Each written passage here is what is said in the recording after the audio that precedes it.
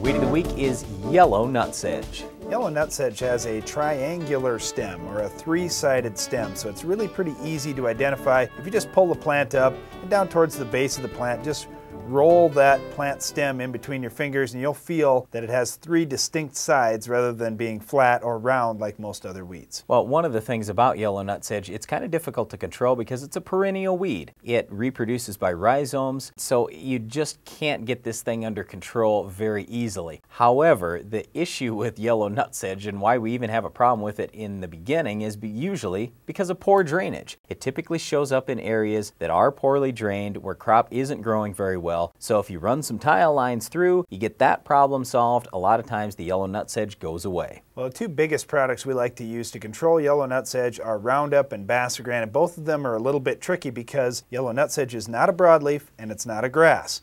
So you have to keep those things in mind. Also, it has a very waxy leaf. So with Roundup, what we want to do is use a very concentrated solution. If you could even go straight Roundup, no water, that would be great. That's how concentrated we want to be. But for most guys, they're using 3 to maybe 5 gallons of water with the Roundup, getting high pressure and getting good coverage so it sticks on those leaves as much as it can. With Basagran, it's kind of the opposite. We like lots of water, lots of pressure, but we do like crop oil with the Basagran as well. So typically it's a quart of Basagran, a quart of crop oil. That's safe in corn and soybeans. A couple other products you could use would be Permit in corn, post-emerge, or you could actually use Dual in corn or soybeans, pre-emerge. Believe it or not, Dual actually has fairly decent activity on yellow nutsedge. So there are a few products you can use, but just keep in mind the most important thing with yellow nutsedge is having good drainage in your field, and then it's generally not a problem. That's all the time for this week's Weed, but there's more Ag PhD to come after this.